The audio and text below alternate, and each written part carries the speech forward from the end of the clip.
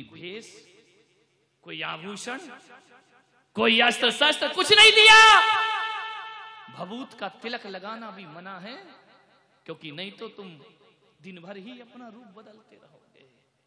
हमारा रूप तो सदा ऐसा रहता है। और संतों की ड्रेस, आपके कपड़े आउट ऑफ डेट हो सकते हैं, लेकिन हमारी ड्रेस सदा अप टू डेट हुआ करती है। ये आउट ऑफ डेट कभी नहीं, महावीर के समय से चली आ रही है। कितनी बढ़िया ड्रेस है। लोग कह रहे धोती दुपट्टा पहने, कंफर्टेबल नहीं लगता है, अच्छा नहीं लगता है। पागलो, तुम्हें तो उतना है, मुझे तो उतना भी नहीं है, लेकिन मुझे तो मेरी ड्रेस बहुत अच्छी लगती है। ना धोना, ना सुखाना, ना प्रेस करना, है? क्या दिक्कत है? ना इसमें कोई नई फैशन आना, ना पुरानी फैशन होना। कितनी बढ़िया ड्रेस है। एक आदमी बोला, महाराज आप रहते कहाँ हो, आपका आश्रम कहाँ? मैंने कहा मेरा कोई आश्रम नहीं, मेरा कोई ठिकाना नहीं। तो बोले आपका कोई एड्रेस? मैंने कहा जिसकी ड्रेस नहीं उसका एड्रेस नहीं। जानो, जिसकी ड्रेस होती है उसका एड्रेस होता है। यहाँ नो कपड़ा नो लफड़ा। कितनी बढ़िया ड्रेस। कभी भी आए बोले महाराज वहां तैयार हो जाइए। अब महाराज क्या तैयार होंगे? नंग धड़ंग बाबा, ये तैयार क्या होगा? हम तो 24 घंटे तैयार हैं। कार्यक्रम में जाने को क्या, मौत भी आ जाए तो दिगंबर संत उसके साथ चलने को तैयार रहा करता है। उसे अलग से कोई तैयारी की जरूरत है। ये भीतर बाहर एक सा स्वरूप है। आप कितने बहरूपिया स्वरूप बनाते, कभी लाल, कभी काला, कभी नीला, कभी पीला, कहीं हरा, कभी गुलाबी। नहीं, यहाँ तो एक ही रंग है। गिरगिट की तरह रंग बदलते हो। ध्यान रखिए। दिगंबर साधना, आर्जव धर्म, भीतर बाहर एक। बगले से तो कागा अच्छा होता है, जो बाहर भी काला होता है और भीतर भी। बगला तो बाहर से सफेद, भीतर से काला। नदी किनारे बैठ जाएगा, ऐसा ध्यान लगाएगा आंख बंद करके, एक पांव उठा लेगा, बगुला भगत ना हिलेगा ना डुलेगा। मछली आएगी, फट से मछली को पकड़ लेगा। ध्यान रखना, ये बगुला है, बाहर से तपस्वी, भीतर का भोगी। ध्यान रखना, पहचानिए अपने जीवन जिंदगी को। दूसरों को ज्यादा मत छेड़ो। दूसरों का मुंह काला करने से पहले ये बात ध्यान रखना, अपने हाथ काले हो जाते हैं। और दूसरों के लिए गड्ढा खोदोगे तो वो गड्ढे में बाद में उतरेगा, तुम गड्ढे में पहले उतर जाओगे। ध्यान रखिए। आग लेकर हाथ में पगले जलाता है किसे? जब ये बस्ती ना रहेगी तू कहां रह जाएगा। दूसरों का घर फूंकने से अपने घर में खुशहाली नहीं आती है। घरों को बसाइए। मैं प्रवचन करता हूं, मैं उपदेश देता हूं, तुम्हारे घर अच्छे से बस जाए, तुम्हारे व्यवहार अच्छे हो जाए, तुम्हारा परिवार अच्छा हो जाए। नहीं होगा तो मेरा क्या बिगड़ेगा? लेकिन नहीं, सर्वे भवन्तु सुखिनः सर्वे सन्तु निरामया। कोई दुखी ना रहे इस संसार में, इस संत का प्रयास रहता है। मन कुटिलता से बचिए। एक बार मुल्ला नसरुद्दीन अजमेर से चला। कहां पहुंचा? कौन बोला? ग्वालियर। वो तो बाजू में बैठे मुल्ला जी। अजमेर से चला ग्वालियर। रविवार का दिन, आज का ही दिन था। उसने कहा यार बड़ी मुश्किल से छुट्टी मिली है, चलो बीबी को ले आते हैं। इसके बाद तो फिर हफ्ते भर मुझे टाइम नहीं मिलेगा। बहुत रश चल रहा था। जैसे ही स्टेशन पर पहुंचा, इतनी भीड़ कि ट्रेन में पैर रखने को भी जगह। मुल्ला ने कहा यार जाना आज ही है, नहीं जाऊंगा तो दिक्कत हो जाएगी, 8 दिन तक फिर मैं जा नहीं पाऊंगा। उसके दिमाग में खुरापात सूझी। वो अजमेर के स्टेशन में प्लेटफार्म से बाहर निकला और उसने मेला लगा हुआ था, एक चाबी भरने वाला सांप खरीद लिया। फुल चाबी भरी, इतनी भरी कि 10 मिनट तक चलता रहे, और एक बोगी में सांप छोड़ दिया। जैसे ही छोड़ा, लोग बोले सांप सांप सांप। 2 मिनट के अंदर डिब्बा खाली। अभी निकल आए नागिन, ये प्रवचन छोड़ के भाग जाएंगे, ध्यान रखना। और सबसे पहले वो भागेंगे जिनकी उम्र 80 साल है, उन्हें ज्यादा जीने की इच्छा है। 2 मिनट में बोगी खाली हो गई। उठाया अपना बोरिया बिस्तर बैग, फेंका फटाफट, बोले सांप काट लेगा। मुल्ला ने देखा, मजा आ गया। बोगी खाली, सीट नहीं मिल रही थी। तुम मत कर देना ऐसा। उसने उठाया अपना सांप, अपने झोले में रखा, सिरहाने रखा और सो गया आराम से। दोपहर को नींद खुली, एक चाय बेचने वाला आया। कैसे बेचा रे पारस? एक चाय बेचने आया। बाबूजी चाय ले लो, चाय। मुल्ला ने खिड़की खोली, बोले कौन सा स्टेशन है? बोले अजमेर। बोले अजमेर? अजमेर से तो ये गाड़ी सुबह 8 बजे चली जाती है, 4 बज रहे, अभी तक गई नहीं क्या? बोले गाड़ी तो गई। तो बोले हुआ क्या? बोले इस डिब्बे में सांप घुसा था तो डिब्बा काट दिया है, ट्रेन तो चली गई। ध्यान रख, रंचक दगा बहुत दुखदानी। खड़े रहो बेटा, सोते रहो, सिराना लगाए, ट्रेन तो ग्वालियर गई। चलोगे खुद चले जाओगे। मुल्ला ने कहा चलो, फंस गए अपन उल्टे। बोला मूर्ख, तू सो काहे को गया था? सारी सवारी दूसरे डिब्बे में सेट की और ट्रेन पहुंच गई ग्वालियर। भाई साहब पड़े हैं अजमेर में, चल रहे हैं दूसरों। मुल्ले के बड़े कहानियां हैं, किस्से हैं। एक खोटा सिक्का मिल गया मुल्ला को, ट्रेन में सफर कर रहा था। सफर करते हुए क्या घटना घटी, उसने कहा यार एक खोटा सिक्का तो चला नहीं है, अब देखो कैसे चलता है। संदीप है अपना,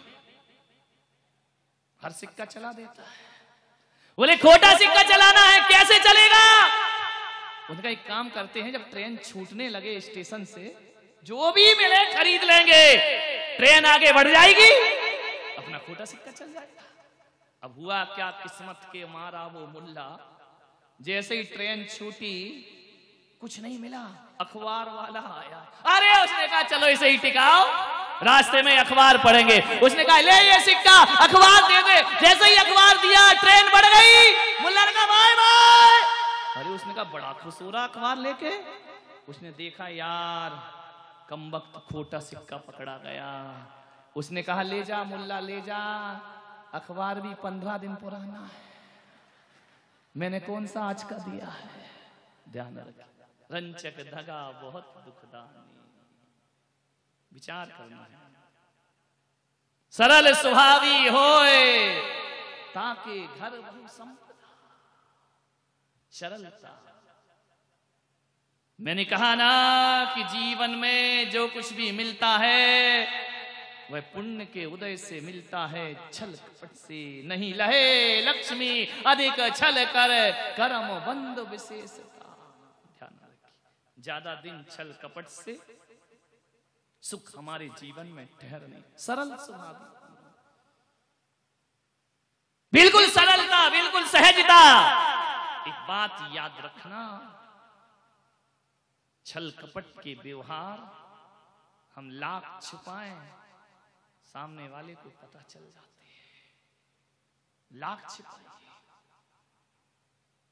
लाख पर्दे में रखो छल कपट को, सामने वाला समझ जाए। एक बुढ़िया जंगल से जा रही थी, पोटली रखी थी, एक घुड़सवार निकला। बुढ़िया ने कहा मुझे जंगल पार करा दो, मैं बुढ़िया हूं, मैं थक गई हूं चलते चलते।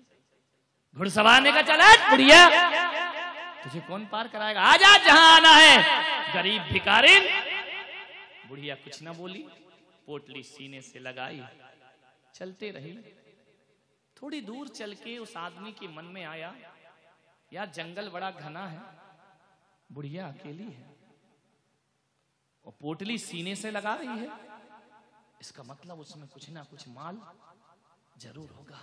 लौटा, बोले पोटली ही तो दे रही थी, बैठने को थोड़ी कह रही थी मेरी पोटली वहां पहुंचा देना। और मैं भी बदकिस्मत आदमी इतना अच्छा मौका छोड़ दिया। लौट के आया, बोले अम्मा ला अपनी पोटली दे दे। बुढ़िया ने कहा मैं नहीं देती। अरे उसने कहा अभी तो तू दे रही थी ना, थक जाएगी, बुढ़िया है, ला मैं वहां छोड़ दूंगा। बुढ़िया ने कहा अब नहीं दूंगी। घुड़सवार ने कहा किसी ने कुछ कह दिया? बोले हाँ, जिसने तेरे मन में कह दिया उसी ने मेरे मन में कह दिया, अब मैं तुझे पोटली देने वाली नहीं। ध्यान रख, छल कपट समझ में आ जाते हैं। जो उधर कहता है वो इधर भी सूचना दे दिया करता है। किसी के प्रति प्रेम जगा है, निश्चल प्रेम, तो बदले में प्रेम लौटकर जरूर आएगा, चाहे वक्त कितना भी क्यों ना लग जाए। और किसी के अंदर छल प्रपंच भरा है, समय रहते वह लौट करके जरूर वापस आएगा। ये विचारों का संप्रेषण है। किसी के प्रति पवित्र भावना है तो पवित्र दुआ निकल के जाएगी। कोई छल कपट से आता है संतों के पास तो वह देते तो दुआ है, लेकिन वहां पहुंचते पहुंचते बद्दुआ में परिवर्तित हो जाया करती है। दिगंबर संत कभी बद्दुआ नहीं देते, वह तो दुआ ही देते हैं। लेकिन तुम्हारा प्रपंच ऐसा होता है कि उनकी दुआ भी तुम्हारे लिए अभिशाप बन जाया करती है, उनका आशीर्वाद भी तुम्हारे लिए अभिशाप बन जाता है। ध्यान रखना, वो नहीं देते कभी अभिशाप। सरल स्वभाव में जीने वाले। एक बात याद रखना, छल कपट करने वाला नजरों से गिरता है। ऊपर की छत से 4 मंजिल से गिर के उठ सकते हो, किसी गाड़ी से गिर के उठ सकते हो, लेकिन नजरों से गिर के आदमी जिंदगी में कभी नहीं उठा करता है। आंखों से गिरा आंसू और नजरों से गिरा व्यक्ति कभी नहीं उठा करता है। ध्यान रखिए, इन छल प्रपंच से सफलता तो मिल जाएगी, लेकिन आपकी इज्जत, आपका विश्वास खत्म हो जाएगा। ध्यान रखिए, एक चोर था, कहीं से घोड़ी चुरा लाया। अब घोड़ी तो चुरा लाया, अब चोरी की घोड़ी कब तक घर में रखे? छोटी सी चीज भी नहीं कि छिपा के रख दे। पत्नी ने कहा घोड़ी तो अच्छी है, ऐसा करो इसे मेले में बेच जाओ, पैसा आएगा, घर चलेगा। घोड़ी तो फंसवा देगी किसी दिन। जैसे ही गया घोड़ी लेकर मेला में बेचने, अब चोरी का माल मेले के एक तरफ एकांत में बैठा। कई घोड़ी खरीदने वाले आए, उन्होंने कहा घोड़ी कितने में बेचोगे? अरे बोले ले जाओ, बहुत अच्छी घोड़ी है। एक ने कहा कितने में देगा? बोले 500 रुपए में। अगर एक घोड़ी लेने वाले ने कहा पागल, 50,000 का माल 500 में दे रहा, अब क्या करे? चोरी का माल वो तो औने पौने दाम में बिकेगा ही बिकेगा। अरे बोले 50,000 दूंगा, मुझे घोड़ी पसंद है। इतना खुश हुआ, 50,000 ये घोड़ी का। बोले ले जा भाई साहब, 50,000 में देता। लेकिन बोले एक बात याद रख। बोले क्या? बोले पहले मैं चेक करूंगा, 500 में दे रहा है, गड़बड़ तो नहीं है कहीं। 3 चक्कर लगाऊंगा मेले के, उसके बाद आकर तुझे पैसा दूंगा। का चोर को कि ले हुक्का पकड़, मैं घोड़ी से चक्कर लगा के आता हूं। हुक्का दिया, मुल्ला ने हुक्का लिया और खरीदने वाला घोड़ी पर बैठा, एड़ लगाई, घोड़ी भागी तूफान की तरह। कहते हैं 9 बजे की भागी, शाम को 9 बजे तक नहीं आई। देख रहा है कहां गई घोड़ी, पूरे मेले में खोजा, घोड़ी गायब। घर पहुंचा मुंह लटकाए, पत्नी ने कहा क्या हुआ? घोड़ी बिक गई। बोले बिक गई? तो बोले कितने में? बोले जितने में आई। समझ गए क्या? उतने में बिक गई। तो पत्नी ने कहा करम चले, तेरे हाथ क्या लगा?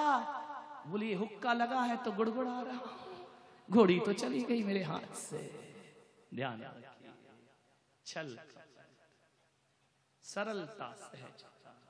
एक मैंने कहानी पढ़ी थी अपने बचपन में, आपने भी पढ़ी होगी, बड़ी प्यारी कहानी, 5वीं 6वीं क्लास में। एक बहुत बड़े संत प्रवृत्ति के व्यक्ति हुए, बाबा भारती की कहानी पढ़ी होगी। उनके पास एक सुल्तान नाम का घोड़ा था, बहुत अच्छा घोड़ा था। सुल्तान के बड़े चर्चे थे पूरे दुनिया में। एक दिन बाबा भारती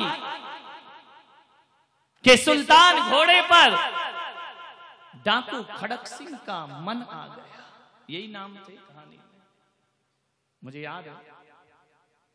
डाकू खड़क सिंह का नाम, डाकू खड़क सिंह ने जैसे ही देखा सुल्तान पे नजर पड़ी, डाकू ने कहा ये बाबा क्या करेगा इस घोड़े का, ये घोड़ा मुझे मिलना चाहिए। लेकिन बाबा ऐसे तो घोड़ा देगा नहीं, सुल्तान बड़ा वफादार घोड़ा है, ये मेरे कब्जे में आ जाए तो सारी दुनिया की दौलत मेरे हाथ में आ जाएगी। बिजली की चमक की तरह भागता है, इशारों पे काम करता है, सुल्तान जैसा कोई घोड़ा नहीं। क्या करूं, कैसे हासिल करूं? उसके मन में आया कि बाबा भारती संत प्रवृत्ति के आदमी। एक बात ध्यान रखना अजमेर वालों, धर्म के साथ जितना अधर्म किया जाता है उतना अधर्म के साथ अधर्म नहीं किया जा सकता है।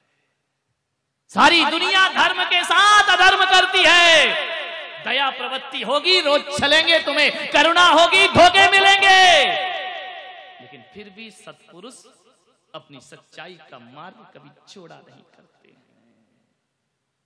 हम संत भी हैं, बड़े उलाहने सहते हैं, बड़े ताने मिलते हैं, ये तो ऐसे महाराज, ये तो वैसे महाराज, ये तो पैसे वालों के महाराज, ये तो मॉडर्न महाराज, ये तो आधुनिक महाराज। कोई बात नहीं, काय का कैसे, यहां मुझे थोड़ी खुशी है, एक ही चौका लगवा रहा हूं ना। जहां 4 लगते तो कहते हाँ ये तो पैसे वाले के महाराज, मेरे यहाँ काय को आएंगे। मैंने संदीप से कहा ये लफड़ा खत्म कर, 2 रोटी खाना 4 ताने कौन सुनेगा। ध्यान रखना, सीधे जाओ, पैसे वाला हो गरीब हो, जाना तो वहीं अपना प्रीति भोज अच्छा है। काय को 1 घंटे हम भी परेशान हो, तुम भी हो, नहीं आए फिर हम गाली खाएं। सुबह से बनाओ, दिन भर पछताओ, लगे हैं मेहनत कर रहे, महाराज नहीं आए। वो किसी के यहाँ चले, हमें तो मालूम था वहीं जाओगे। जब तुझे मालूम था तो रामलाल पड़गा काय के लिए रहा था तुम? बड़े एक गिलास 1000 रिस्क है हमारे साथ, बच्चों का खेल नहीं। एक गिलास में ताने मिलते हैं सुनने।